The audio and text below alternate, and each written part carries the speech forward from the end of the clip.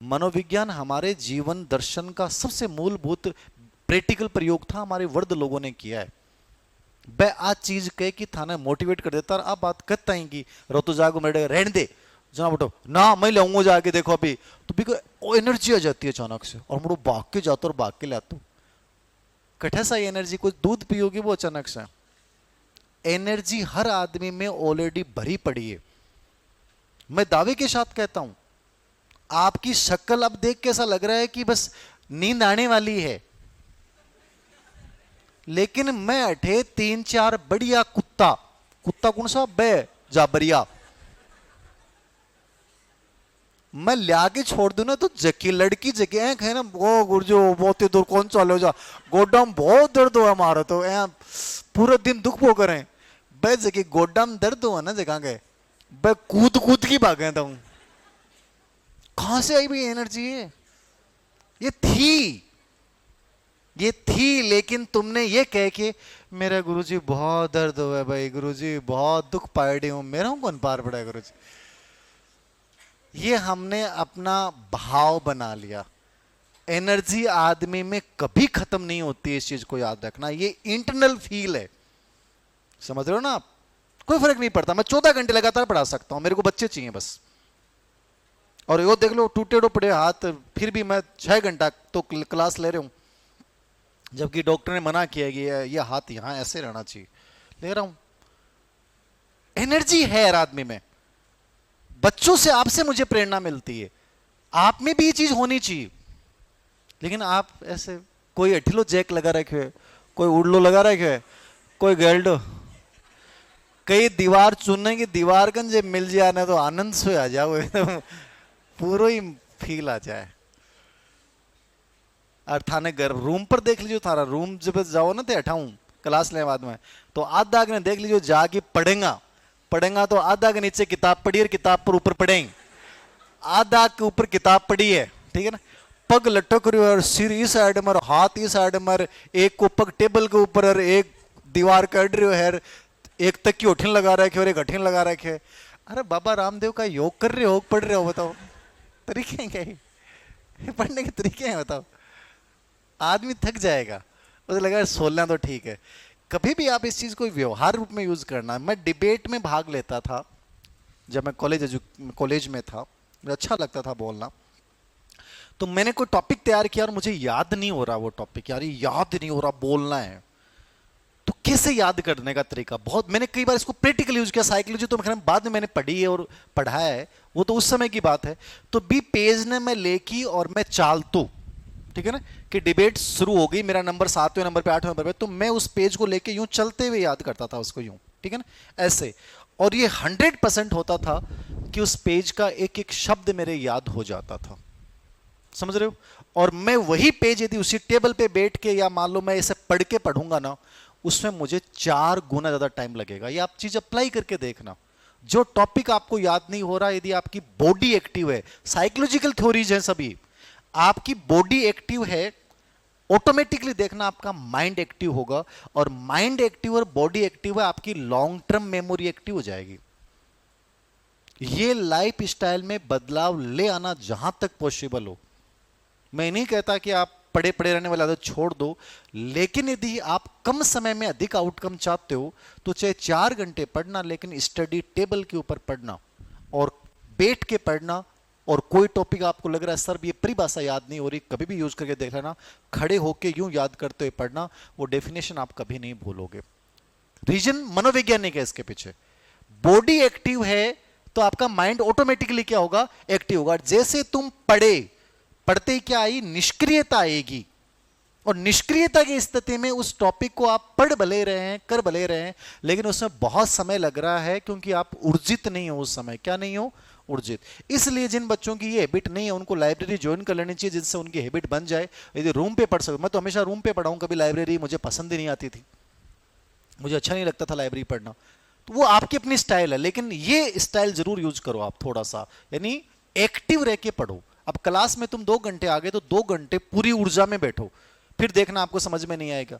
और जैसे तुमने ये जैक लगाए ऐसे ढीले हो गए तो आपको खुद को फील होने लग जाएगा, यार सर ने क्या बोला, ध्यान डाइवर्ट होता है उससे। मेरा ध्यान डाइवर्ट नहीं होगा, 2 घंटे में पढ़ाऊंगा आपको, क्यों नहीं होगा? मैं एक्टिव हूं। मैं क्या हूं? एक्टिव हूं। मैं आपको बोल रहा हूं, पढ़ा रहा हूं, तो मेरे पूरी बॉडी जो है वो संचरित हो रही है, उसका फर्क पड़ेगा। वो स्थिति आपके साथ लागू होती है। तो लर्निंग क्रिएटिव भी होता है और लर्निंग क्या होता है? एक्टिव भी होता है। दोनों आए हुए हैं, सीटेट में आए हुए प्रश्न आए। आगे लिखना, सीखना ज्ञानात्मक, भावात्मक और क्रियात्मक प्रक्रिया है। स्टार दे लेना इसको, इंपॉर्टेंट। ज्ञानात्मक, भावात्मक, क्रियात्मक, ये लर्निंग के 3 एस्पेक्ट होते हैं, कोग्निटिव, अफेक्टिव और कॉग्निटिव। ये आगे दोबारा डिटेल में पढ़ाऊंगा मैं, यहां पे इंपॉर्टेंट है ये लाइन, बहुत बार प्रश्न आएगा। अधिगम होता है ए ज्ञानात्मक, बी भावात्मक, सी क्रियात्मक। ज्ञानात्मक का मतलब कोग्निटिव, संज्ञान, मानसिक क्रियाएं। भावात्मक मतलब अफेक्टिव, आपके इमोशन जहां जुड़ गए। और क्रियात्मक का मतलब जब उसको आप अप्लाई करते हो। सीखने की तीनों प्रोसेस साथ चलती हैं, और सीखना चरम रूप में तभी आता है। कोग्निटिव तो ये हो रहा है, जैसे मान लीजिए मैंने आपको पढ़ाई, ये भी चीजें पढ़ाई, आपको इंफॉर्मेशन दी कि लर्निंग का मतलब ये है, ये कोग्निटिव था, सूचना ली आपने। अफेक्टिव ये हुआ कि आपको ये लगा यार सर पढ़ाते बहुत अच्छा है, आपको लगा सर हैं बहुत गजब के इंसान, ठीक है ना, आपका मेरे पे विश्वास गजब का हो गया। मतलब आप मुझे बहुत पसंद करते हो, बहुत विश्वास रखते हो, मेरे से बहुत प्रेरित हो आप, वो आपका ये पक्ष जुड़ गया, अफेक्टिव पक्ष जुड़ गया। मतलब दृष्टिकोण आपका पॉजिटिव हो गया टीचर के प्रति, किताब के प्रति, कोचिंग इंस्टीट्यूट के प्रति, तो वो आपके लिए फायदेमंद हो गई। आप जिस इंस्टीट्यूट में गए, जिस टीचर के पास पढ़ो, और आपके मन में आया यार को गलत ले लियो भाई रे, वो जमा फर्जी टीचर है भाई, तुरंत रूप से वहां से निकल जाओ। वो चाहे बेस्ट टीचर होगा, लेकिन वो 100% आपको आपकी चीजों में मतलब आपको सूचना दे नहीं पाएगा, वो आपको आगे बढ़ा ही नहीं पाएगा, क्योंकि आपके अंदर भावात्मक पक्ष उसके प्रति क्या हो गया? नेगेटिव हो गया। ये पॉजिटिव होना बहुत जरूरी है। क्रियात्मक का मतलब है मैंने पढ़ाया, आपका मेरे पे विश्वास है, और अब आप उन चीजों को अपने रियल लाइफ में प्रयोग कर रहे हो। जो चीजें मैंने आपको बताई कि ऐसे ऐसे करना है, आप टेस्ट पेपर में इन चीज़ों को, गलतियों को नहीं दोहराओगे, पढ़ते समय आपको ये इमेजिनेशन करना है, विजुअलाइजेशन आपको करना है, इन चीज़ों को आपने क्या किया? व्यवहार में लाना शुरू कर दिया। ये कौन सा पक्ष है? क्रियात्मक। तो अधिगम हमेशा तीनों रूप में होगा, ज्ञानात्मक, भावात्मक, क्रियात्मक। वन साइडेड कभी नहीं चलेगा। व्यक्तित्व को समग्र रूप से जीवो, खंडित रूप से मत जीना, वरना परिणाम अच्छे नहीं आएंगे। मतलब ये कह रहा है ज्ञान भी है, भाव भी है, और कौन सा पक्ष लेके चलना है? जो सुना है उसमें आप पॉजिटिविटी लेके आओ कि यार ये आदमी बहुत अच्छा है, और उसके बाद क्रियात्मक पक्ष जोड़ दो। उसमें क्या जोड़ दो? उस चीज को आप रिपीट करो। क्या करो? उसको रिपीट करो, दोहराओ। तीसरा, अगली विशेषता, अधिगम उद्दीपक अनुक्रिया में, अधिगम उद्दीपक अनुक्रिया में, अनुक्रिया में संबंध स्थापित करने वाली प्रक्रिया है। आया हुआ प्रश्न है, इसको समझ लेना। ये चीजें बहुत इंपॉर्टेंट चीजें हैं, मतलब सब काम की चीजें हैं आपके। अधिगम उद्दीपक अनुक्रिया में, अधिगम उद्दीपक अनुक्रिया में संबंध स्थापित करने की प्रक्रिया है।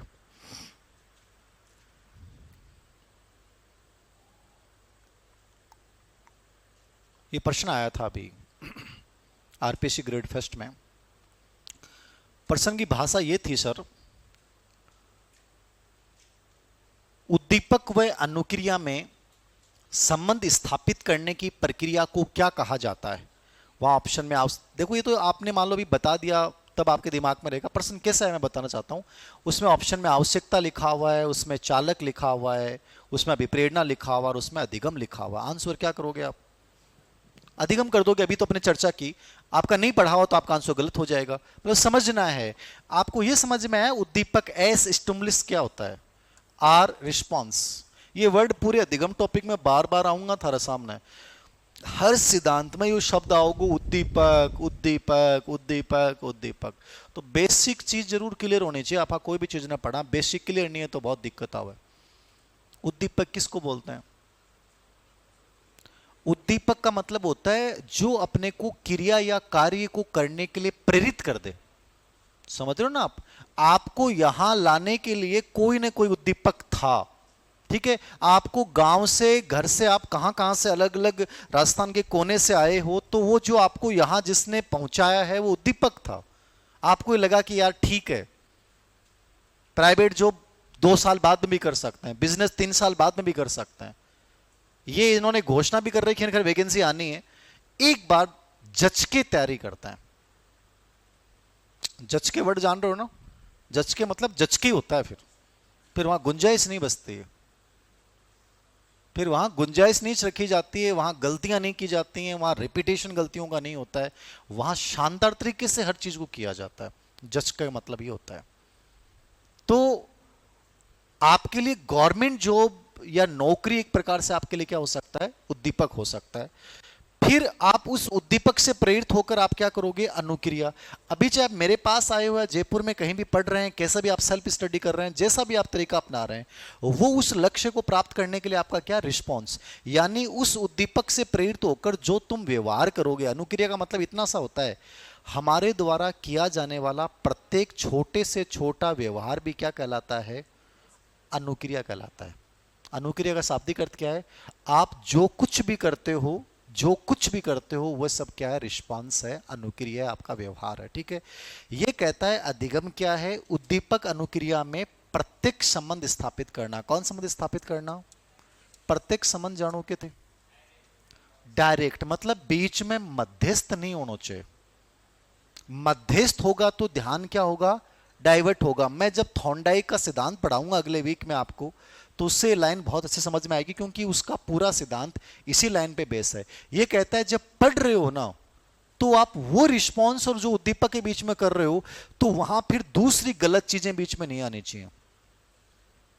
दूसरी गलत चीजें नहीं आनी चाहिए। जैसे मैं कल एक बैच में पूछ रहा था, कितने बच्चों ने ड्रीम 11 में अपने भाग्य को आजमाया है? आप में से कई लड़कों ने भाग्य को आजमाया। आप कई बार कहते हो कि सर लड़कों की सक्सेस रेशियो घट क्यों रहा है? गवर्नमेंट जॉब्स में, गवर्नमेंट स्कूलों में लड़कियां लड़कियां आपको दिखेंगे, ऐसा क्यों है? लड़के का स्वभाव होता है वो विकर्षण से जल्दी प्रेरित होता है। आप ही देखना, कोई भी लड़की है, लड़के को हर लड़का अपने आप पे अप्लाई करना, इस बात को मैं कह रहा हूं कि सच है कि गलत है, आप देखना। यदि ये गलत है तो आप बहुत अलग लेवल के बच्चे हो। कोई लड़की जिसकी सिर्फ आंखें दिख रही हैं और उसने यूं बांध रखा है, बढ़िया हाइट है, तुम अंदर से यार, तुम्हारा ध्यान बार बार जाएगा। तुम बस में बैठे हो और बार बार, और उसने थोड़ा सा भी ऐसे आंख पलके झुकाई, उसने झुकाते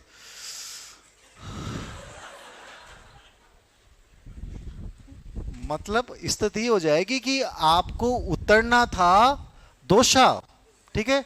लड़की जा रही है भरतपुर, ठीक है, भूल गया बेटा, भरतपुर ही उतरेगा, ठीक है।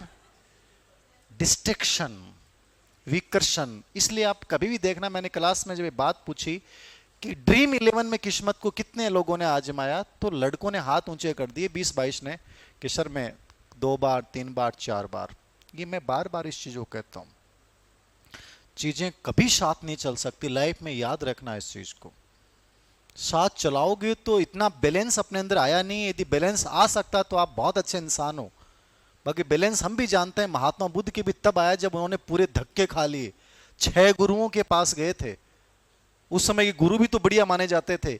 6 गुरुओं की शिक्षा भी उनको जीवन का अर्थ नहीं समझा सकी। उनको लास्ट में जब उनके मरने वाले थे और सांसें निकलने वाले थे, और जैसे ही सांस निकलने वाली थी और धक्का खा के गिरे उस नदी में, तब समझ में आया कि जीवन का रहस्य बेटा यह है कि पहले तो खाऊंगा अन्न और फिर धारण करूंगा ध्यान। ये उनके खुद का अंदर का इंट्यूशन था, समझ रहे हो। फिर उन्होंने मध्यम मार्ग का इसलिए दिया, बैलेंसिंग जीवन, समझ रहे हो आप। चीजों को यूं लेके मत चलिए साथ कि मैं ड्रीम 11 में क्या पता बीच में करोड़पति बन जाऊं, मैं इसमें बन जाऊं, नहीं। एक बार पढ़ाई कर रहे हो तो रियल में पूरा समर्पण है, एक बार इसमें दो आप। बाकी लाइफ मैंने कहा इतनी खूबसूरत, आपको कोई रोकने वाला नहीं है। तुम जिस दिन नौकरी लग जाओगे ना, चाहे तुम बसों में लड़कियों के पीछे पीछे घूमना, तुम्हारे पापा में नहीं कहेंगे बेटा क्या कर रहा है, कहीं भी जाओ, तुम्हें जिस क्लब में जाना है उस क्लब में जाओ, जहां घूमने जाना है वहां घूमने जाओ, सब आपको आजादी दे देंगे, क्योंकि आपको लगेगा आपने इतना बड़ा ठप्पा दे दिया कि मैं गवर्नमेंट जॉब लग चुका हूं, मतलब आपसे सब दब चुके हैं, अब तुम्हें कोई यूं नहीं कह सकता तू क्या कर रहा है भाई। फिलहाल तुम पे सब पे निगाहें हैं, इसलिए जरूरी है कि केवल और केवल किस में संबंध स्थापित करो, एस और आर में। और यहां संबंध स्थापित हो गया तो रिजल्ट 100% क्या होगा, आएगा। ये रिजल्ट ना आने का रीजन है हम साथ साथ में बहुत सारे डिस्ट्रक्शन लेके चल रहे हैं। ये मैं आपको खुद के लिए कह रहा हूं कि व्यक्तिगत स्वार्थी बनो इन चीजों में, एक साल डिवोटेड करो, सच में त्याग और समर्पण वाला जीवन जियो, मजा आएगा आपको, क्योंकि वो भी प्रेरणा देगा आपको कि यार मैंने सब चीजों को छोड़ रखा है, सब चीजों को मैंने छोड़ रखा। आपके अंदर से आएगा कि यार मैंने सब चीजों को छोड़ रखा है तो मुझे यार करना चाहिए, ये बहुत जरूरी चीज है। नेक्स्ट, ये समझ में आ गई लाइन। नेक्स्ट, ये बार बार आएगा, उद्दीपक क्या होता है, जो क्रिया कार्य करने के लिए प्रेरित कर देता है, उद्दीपक होता है। नेक्स्ट, कितनी विशेषता होगी, 10। 11 नंबर पे लिखना, अधिगम समायोजन है, एडजस्टमेंट है। समायोजन का एक वर्ड और भी आता है, आप कंफ्यूज मत होना, अनुकूलन है लर्निंग। यहां हिंदी में एक ही है, बाकी इंग्लिश में दोनों का अलग अलग हो जाएगा, एडजस्टमेंट एडेप्टेशन। लर्निंग क्या है, समायोजन है, अधिगम क्या है, अनुकूलन है। मतलब समायोजन अनुकूलन समझ रहे हो ना आप। अरे सीखना एडजस्टमेंट स्थापित करवाता है आपको। मान लीजिए आप मेरी क्लास में आए, पहली बार आप इस साइड में आए, इतनी बड़ी क्लास है, इसमें आप बैठे हो, आपको शुरुआत में लगा अरे यार, ठीक है, शुरुआत में अनकंफर्टेबल फील किया होगा किसी बच्चे ने जो आज आया या फर्स्ट डे आया, ठीक है। उसके बाद जैसे मैंने पढ़ाना शुरू किया, आपको मान लो उस चीज समझ में आने लग गई, तो आपको खुद को पॉजिटिविटी आने लग जाएगी, आपको खुद अच्छा लगेगा, यार बहुत अच्छा लग रहा है, समझ रहे हो आप। यदि यहां एसी नहीं चल रही होती, पंखे नहीं चल रहे होते, ठीक है, अजीब सा मूड होता, लेकिन मेरा पढ़ाने का तरीका, आपका बैच तो बहुत सही जगह चल रहा है, पुराने बैच के कुछ 1-2-4 बच्चे होंगे, उनको पता है कि वो बैच उस हॉल में शुरू करता हूं जहां भयंकर उमस होती है, और उसमें 3 बैच करवाए मैंने, 2024 में 3 बैच मैंने पढ़ाए। वो उसी उमस में बैठ के बच्चे पसीने से, मुझे लगता है कि जिस बच्चे ने फर्स्ट डे आ गया था वो सेकंड डे नहीं आया, लगभग बच्चे आए, और उस गर्मी में बैठ के उन बच्चों ने पढ़ा है, जोरदार गर्मी में बैठ के पढ़ा है। क्यों पढ़ा भाई, एडजस्टमेंट का रीजन क्या था। जब चीजें अपने को समझ में आती है ना, तो बाकी चीजों को अपन क्या कर देते हैं, भूल जाते हैं। हमें लगता है ठीक है यार, समझ में आ रहा है, ये बड़ी बात है।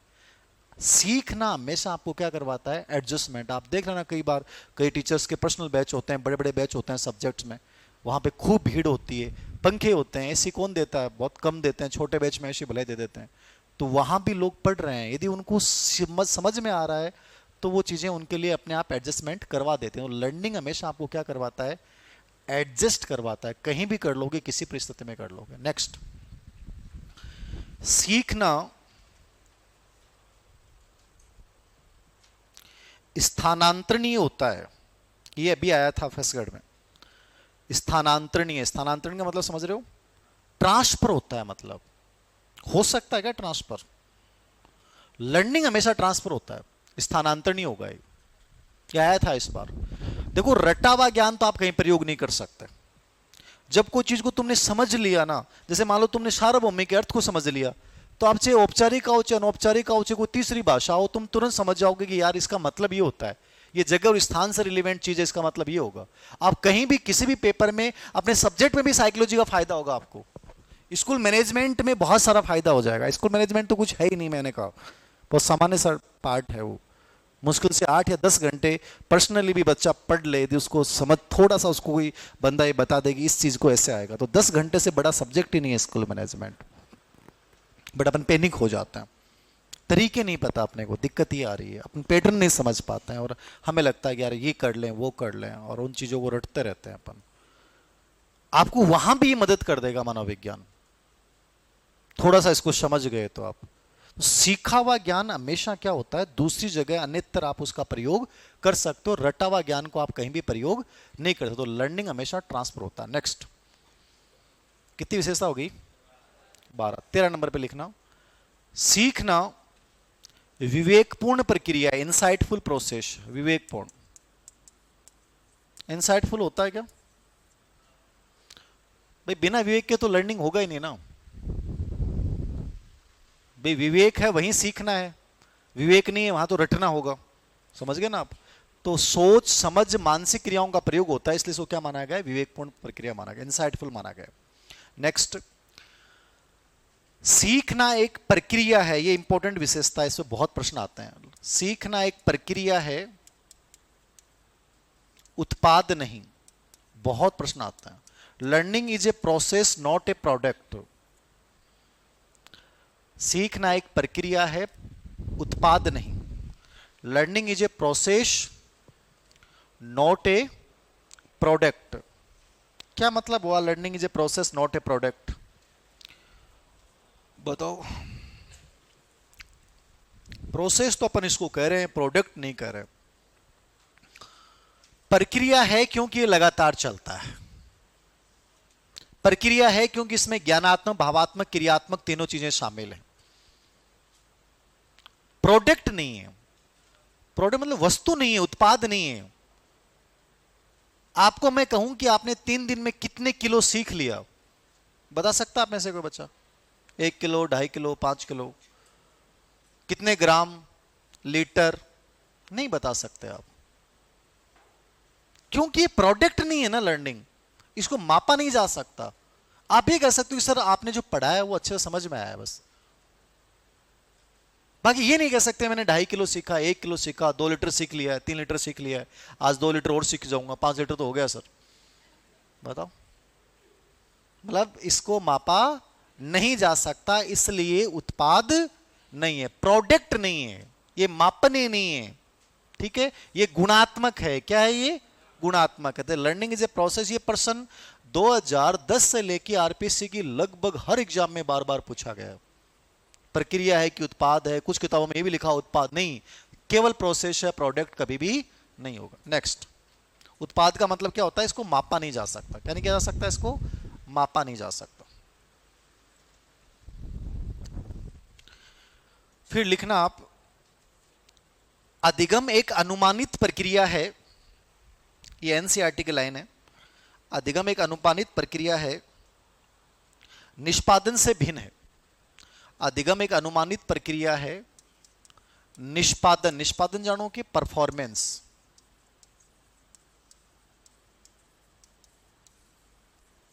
अधिगम एक अनुमानित प्रक्रिया है, निष्पादन से भिन्न अवधारणा है।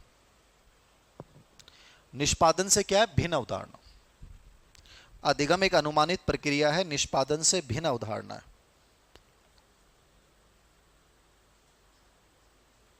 बताओ। देखो, तो वो सिंपल सा अर्थ है। ये एनसीईआरटी की लाइन है। एनसीईआरटी दी आप इन फ्यूचर रिट वगैरह या कोई सेंटर केवीएस वगैरह देते हो तो एनसीईआरटी ज्यादा आती है। इसका मतलब, अनुमानित का मतलब, मैंने कहा कि भाई मैंने आपको प्रक्रिया पढ़ा दिया, अर्थ पढ़ा दिया, आज प्रकृति पढ़ा दी, आपके समझ में आया कि नहीं आया? तो आप में से लगभग बच्चा हाथ ऊंचा कर देगा कि सर आ गया समझ में। मैंने अनुमान लगाया कि आपको समझ में आ गया। ठीक है, अब मैं आपका इस टॉपिक का टेस्ट लूंगा और उस टेस्ट में हो सकता है किसी बच्चे के 20 में से 30 में से 12 प्रश्न आए, किसी के 14 आए, किसी के 20 में से 20 भी आ जाए।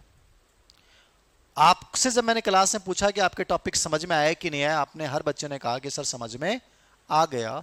लेकिन जब आपकी रियल परफॉर्मेंस हुई तो परफॉर्मेंस वो नहीं हुई जो अनुमान किया गया था। यानी अनुमान अलग चीज है और परफॉर्मेंस अलग चीज है। अपन कई बार टेस्ट के आधार, रैंक के आधार पर तय कर लेते हैं कि यार ये लग जाएगा। जरूर थोड़ी है कि वो रियल एग्जाम में जाएगा तो उसकी परफॉर्मेंस रहेगी, नहीं रहती है। क्योंकि बहुत सारी, आपका लास्ट डे भी आपके सिलेक्शन में भूमिका निभाता है। एग्जाम में हॉल में जब प्रवेश कर रहे हो ना, उस समय 5 मिनट पहले तुम्हारे इमोशंस कैसे हैं वो भी तुम्हारे सिलेक्शन में योगदान देते हैं। इसलिए कभी मत मान लेना कि मैं सिर्फ पढ़ाई से सिलेक्शन ले लूंगा। आपको मेंटली स्ट्रांग बनना पड़ेगा, इमोशनली स्ट्रांग बनना पड़ेगा। मैं एक चाहता हूं ये बन जाओ, फिर दिक्कत ही नहीं आएगी आपको। सिलेक्शन में बहुत सारी चीजें योगदान दे रही हैं। उस दिन मनोस्थिति क्या है, रात को मनोस्थिति क्या है, और एग्जाम हॉल में पेपर देखने के बाद तुम कैसे बैलेंस स्थापित करते हो, डरते नहीं हो पेपर से हार्ड आ गया। ये सब चीजें तुम्हारे सिलेक्शन को संभव बनाती। इसलिए आपने देखा होगा कि लगा हुआ बंदा जल्दी सिलेक्ट होता है। एक बार एग्जाम में सिलेक्शन जहां दूसरी तीसरी में लगातार हुआ है हर बंदा को, उसका मतलब है उसके अंदर से डरे निकल जाता है। और अभी आप नहीं लगे हो, बेरोजगार होना, ये साले बेरोजगारी सबसे बड़ा डर है। ये आदमी को अंदर से मारती है, खाती है आदमी को। उसे लगता है यार अब की बार नहीं हुआ तो। ये बहुत बड़ी प्रॉब्लम है। और मैं चाहता हूं कि ये साइकोलॉजी पढ़ो तो कम से कम डर थोड़ा सा आप खत्म करो इसको। तो निष्पादन समझ में आ गया। मतलब परफॉर्मेंस अलग हो सकती है और अनुमान क्या हो सकता है, अलग हो सकता है। नेक्स्ट, सीखना अनुभवों का संगठन है। सीखना अनुभवों का संगठन है। अनुभवों का क्या है, संगठन। ये एक्सपीरियंस का ऑर्गेनाइजेशन है भाई। ये लाइन भी बहुत बार आई हुई। इसमें 2-3 टाइप के प्रश्न बनाता है इस लाइन में से। वैसे विशेषता में दोनों तीनों लिखी हुई है, बट फिर भी आप एक जगह भी लिख सकते हो। लर्निंग अनुभवों का संगठन। अनुभव समझ गए आप, कल आपने क्या सीखा है, इससे पहले आपकी गलतियां क्या रही हैं, उस एग्जाम का आपके पास क्या एक्सपीरियंस है। पहले की चीजें आपके वर्तमान सीखने में क्या देती हैं, योगदान है। कोई भी आपका अनुभव चाहे खराब हो अच्छा हो, वो सब आपके वर्तमान सीखने में क्या देता है, योगदान है। इसलिए इसको बोला है अनुभवों का संगठन। दूसरी लाइन, एक तो ये सेम एग्जाम में आई हुई है, स्टार दे लेना, इसको इंपॉर्टेंट है।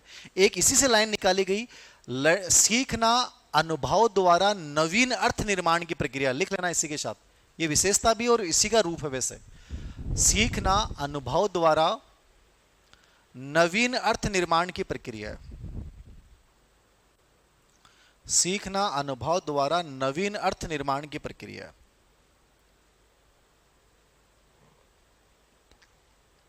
सीखना अनुभव द्वारा नवीन अर्थ निर्माण की प्रक्रिया।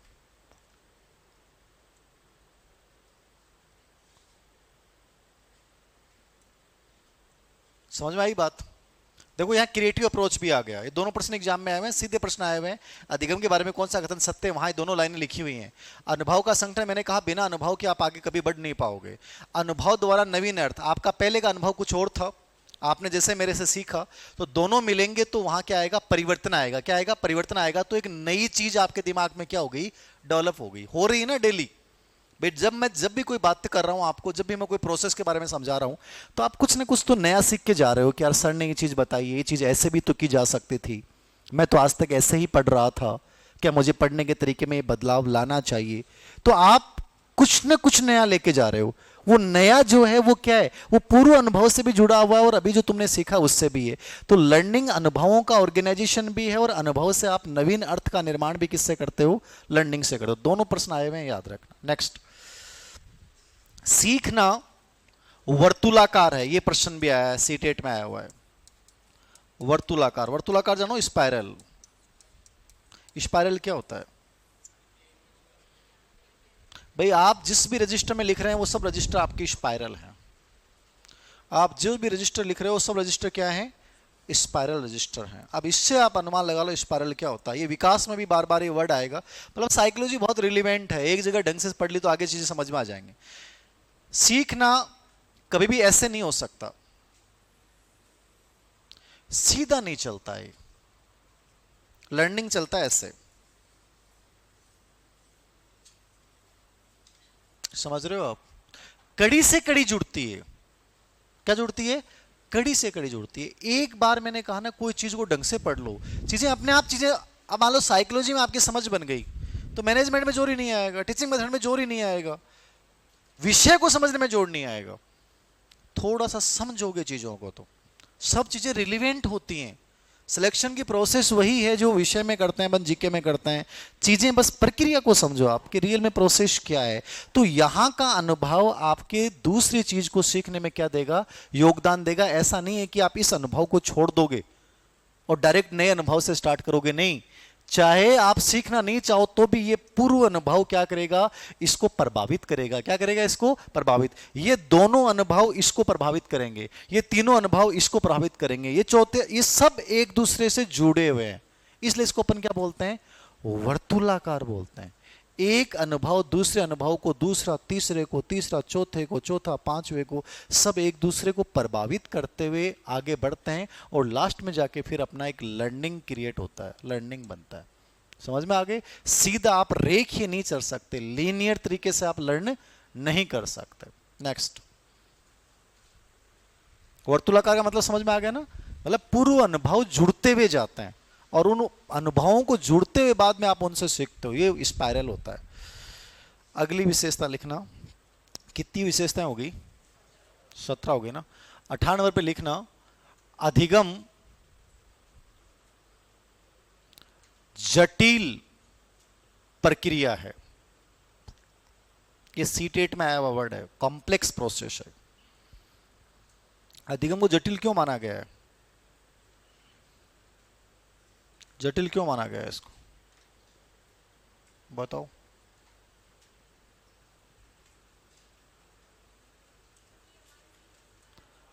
ये मानसिक क्रियाओं का यूज जहां भी होगा उस प्रक्रिया को हमेशा कॉम्प्लेक्स कहेंगे। क्या कहेंगे उसको, कॉम्प्लेक्स कहेंगे, याद रखना। जहां भी आपके चिंतन है, आपका समस्या समाधान है, ठीक है, आपका कॉन्सेप्ट डेवलपमेंट है, आपकी मेमोरी है, ये जितनी चीजें आप यूज करोगे, लॉजिक का आप यूज करोगे, रीजनिंग आप करोगे, तो जहां मानसिक क्रियाएं आ जाएंगे उस प्रोसेस को अपन क्या कहते हैं, हमेशा जटिल कहते हैं। क्या कहते हैं, जटिल। तो अधिगम एक मानसिक प्रक्रिया, याद रखना। तो आगे लिख लेना इसका मतलब, क्योंकि अधिगम में मानसिक क्रियाओं का प्रयोग होता है, क्योंकि अधिगम में मानसिक क्रियाओं का प्रयोग होता है, क्योंकि अधिगम में किसका प्रयोग होता है, मानसिक क्रियाओं का। इसलिए अपन इसको क्या बोलते हैं, जटिल प्रक्रिया।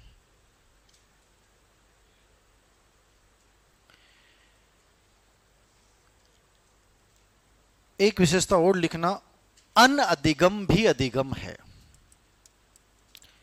बहुत प्रश्न आए हैं इसके ऊपर भी।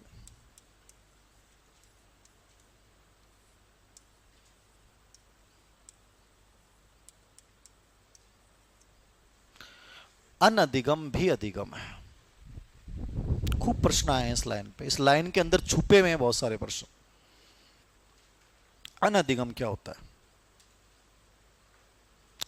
जहां सीडीपी जहां भी आती है, बाल विकास जहां भी आता है, वहां एग्जाम्स में ये प्रश्न बहुत आते हैं। अनअधिगम भी अधिगम। अनअधिगम का मतलब है त्रुटियां, गलतियां सीखने का भाग हैं। अब आपके सामने देखो, इतने सारे प्रश्न पूछेगा। कोई बच्चा गलती करता है, ये किस बात को व्यक्त करता है, वह यांत्रिक तरीके से सीखता है, वह सीखने में असफल हो रहा है, यह इस बात को व्यक्त करता है कि बच्चे कैसे सीखते हैं। तो यह प्रश्न इस रूप में कई बार पूछा जाएगा, क्या त्रुटियों को अधिगम प्रक्रिया का हिस्सा बनाया जाना चाहिए, यस या नो। यस।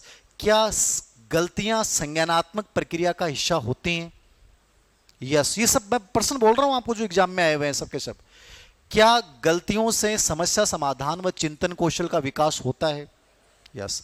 ये चारों पांचों प्रश्न आए हुए हैं अलग अलग परीक्षाओं में। एक छोटा सा शब्द है ये, मतलब गलतियों को आप अन्यथा मत लीजिए।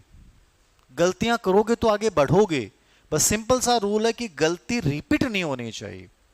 बाकी त्रुटियां करोगे तभी तो पता चलेगा कि यार ये चीज ऐसे नहीं हो सकती, ऐसे हो सकती है। थॉमस एल्वा एडिसन ने तो कितनी सारी गलतियां की सर,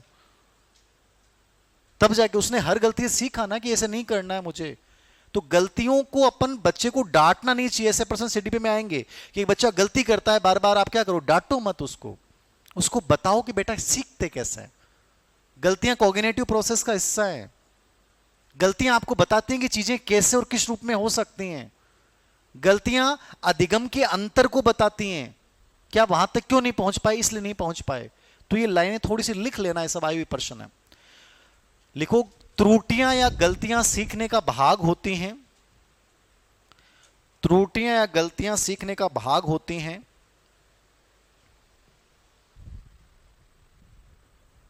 त्रुटियां या गलतियां सीखने का भाग होती हैं।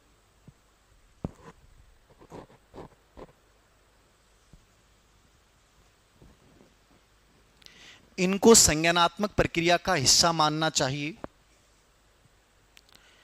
इनको संज्ञानात्मक प्रक्रिया का हिस्सा मानना चाहिए। इनको संज्ञानात्मक प्रक्रिया का हिस्सा मानना चाहिए।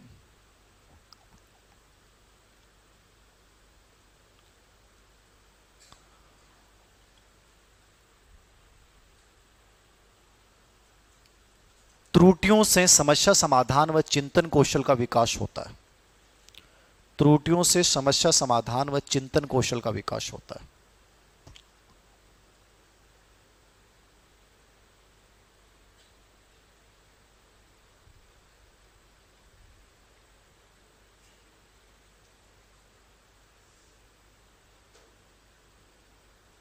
त्रुटियों से समस्या समाधान व चिंतन कौशल का विकास होता है। यह अधिगम की प्रोसेस है, प्रकृति है, विशेषताएं हैं। कोई बिंदु जो आपको लगे कि सर समझ में नहीं आया, दोबारा बता सकता हूं, बताओ।